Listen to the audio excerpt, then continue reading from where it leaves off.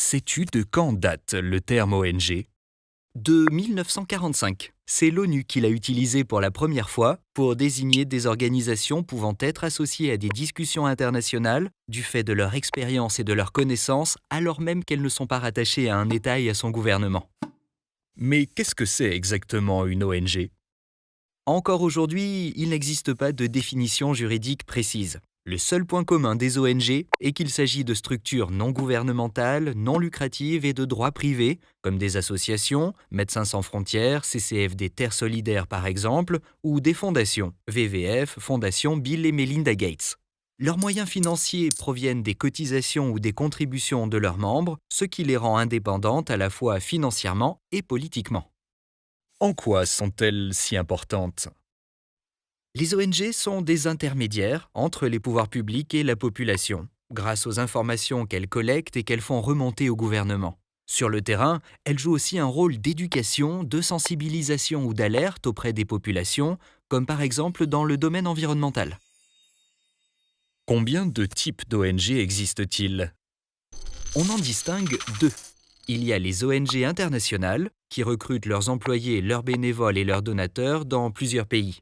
Leurs interventions peuvent s'effectuer de façon complémentaire ou parallèlement à celles des Nations Unies. On recense près de 40 000 ONG internationales, pour la plupart originaires de pays occidentaux qui se sont développés surtout à partir de la seconde moitié du XXe siècle. Elles interviennent principalement dans les domaines de la solidarité internationale et du développement, des droits de l'homme et de la protection de l'environnement. Certaines ont un rôle consultatif officiel auprès de l'ONU, ce qui leur permet d'exercer leur influence auprès des négociateurs et ainsi de peser sur les négociations, comme lors de la création de la Cour pénale internationale en 1998. L'ONU en dénombre près de 5500. Quelques-unes ont même reçu le prix Nobel de la paix, comme Amnesty International en 1977 et Médecins sans frontières en 1999.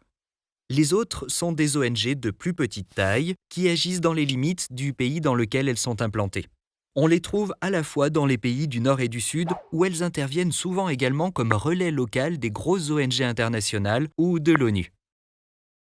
Quel est le rapport avec la Banque mondiale et l'Union européenne?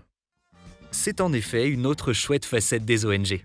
Les ONG internationales ou locales interviennent aussi dans le cadre de programmes de lutte contre la pauvreté décidés et financés par la Banque mondiale. Elles sont aussi un interlocuteur privilégié de l'Union européenne qui leur délègue l'exécution d'1,7% de son budget, notamment dans les domaines de l'aide humanitaire, de l'aide au développement, de la protection de l'environnement ou de la culture.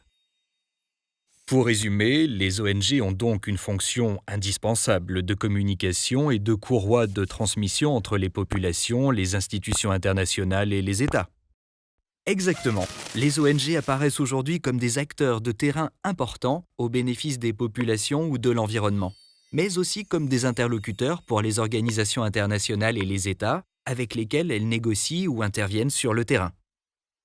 L'un des défis auxquels les ONG ont à répondre aujourd'hui est de pouvoir concilier la recherche de financement avec le maintien de leur indépendance à l'égard des États ou d'intérêts privés.